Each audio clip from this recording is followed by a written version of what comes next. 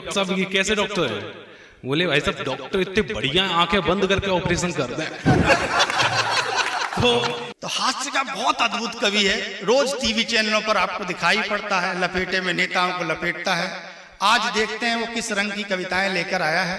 भाई अवनीश त्रिपाठी बहुत प्यारा मेरा भाई है और इसने एक कविता, ये तमाम टीवी चैनलों में गया होगा, मुझे नहीं पता कितने टीवी चैनलों पर इसने शो किए हैं, लेकिन इसने एक कविता मेरे स्टूडियो में पढ़ी थी।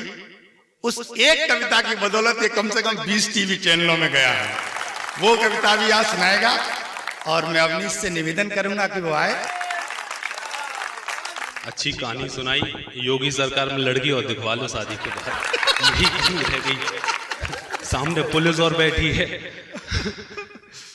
एक बार पार्क में एक लड़का लड़की बैठे थे, तो तभी नया नया एंटी रोमियो चालू हुआ था, तो लड़का लड़की बैठे बातें कर रहे हैं आपस में, तो पुलिस वाले पहुंच गए भाई साहब, उन्होंने एकदम से हड़का दिया, बोले क्या कर रहे हैं आप? तो लड़का सीधा साधा बेचारा सकपका गया एकदम, बोले कुछ नहीं। तो पुलिस वाला बोला तो काहे लड़की का टाइम बर्बाद करो, जाने तो बेचारे। हाँ, बाकी अभी भैया कह रहे थे कि ये लोग इटावा से लेट आए ना, हम कुछ कहेंगे नहीं, ये लोग आए हैं एक्सप्रेस वे से, वो अखिलेश सरकार में बना था।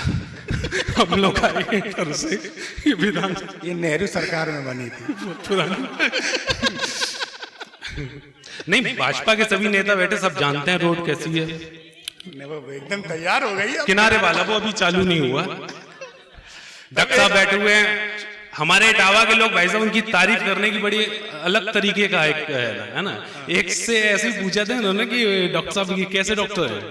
बोले भाई साहब डॉक्टर इतने बढ़िया आंखें बंद करके ऑपरेशन करते हैं। तो इटावा के लोग थोड़े से अलग विचित्र तरीके के होते हैं। राजनीति ने इटावा को, राजनीति हमेशा संपन्न रही, आप सभी जानते हैं, और यहाँ पर अधिकतर जितने युवा नेता हैं, आप सभी ने देखा होगा, आप एक वो छंद जो उसकी आप कह रहे थे वो भी मैं सुनाता हूं जस्ट। बाकी 4 लाइनें, हास्य कवियों की जरूरत क्यों होती है, कविता की जरूरत क्यों होती है, कि गूगल के दौर में पूछना बताना भूल बैठे हैं। आज बहू भी सास से नहीं पूछती कि इसमें हल्दी डलेगी या जीरा डलेगा, कितना डलेगा, वो यूट्यूब पे चेक करती है। गूगल के दौर में बजाओ ताली, तेज बजाओ। अभी तो आप लोगों को ताली बजानी है बहुत देर तक। हम लोग आ रहे थे उधर से, रास्ते में एक बाबा मिले, हम लोगों ने पूछा है कारीपुरा यही है? तो बोले हाँ। तो रोहित ने उनसे पूछा कि क्या कोई प्रोग्राम होगा? मैं बोले हाँ कभी सम्मेलन है, कुमार मनोज करा तो रात नौटंकी।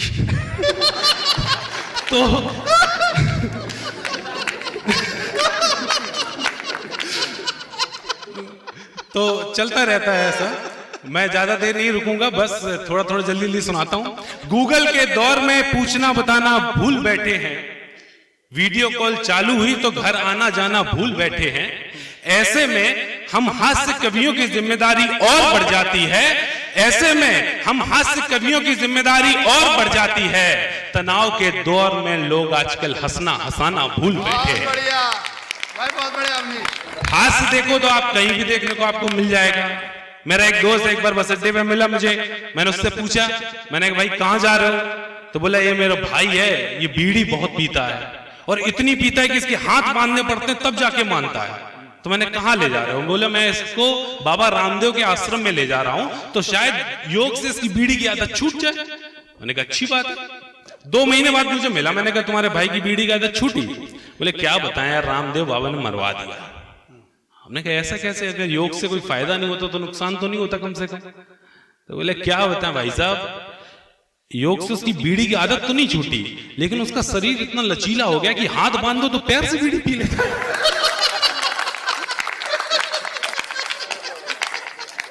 तो साहब हमारा इटावा ऐसे ऐसे कई तरीके के भांति भांति के लोग हैं इटावा में। इटावा में लोग ऐसा नहीं है, लेकिन अच्छी बात है, साइंटिफिक बात है। एक मैं बात आपको बताता हूँ, छोटे छोटे बच्चे भी बहुत होशियार हैं यहाँ पे। विवाह जी सुनिए, छोटी सी बच्ची से एक बार स्कूल में पढ़ा रहा था बच्चों से इमारतों के बारे में, तो एक से एक पूछा मैंने कहा कि तुम में से कोई गया है आगरा ताजमहल देखने? आगरा के कई लोग बैठे हैं, इन लोगों को बताता हूं।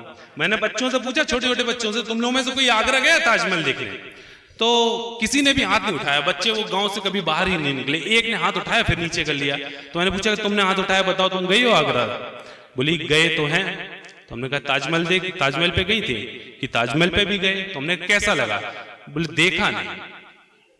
अब समझना, देखो आप लोगों को लगेगा कि बच्ची बड़ी वैसी मतलब नादानी वाली बात कर रही, साइंटिफिक वैज्ञानिक बात कर रही थी।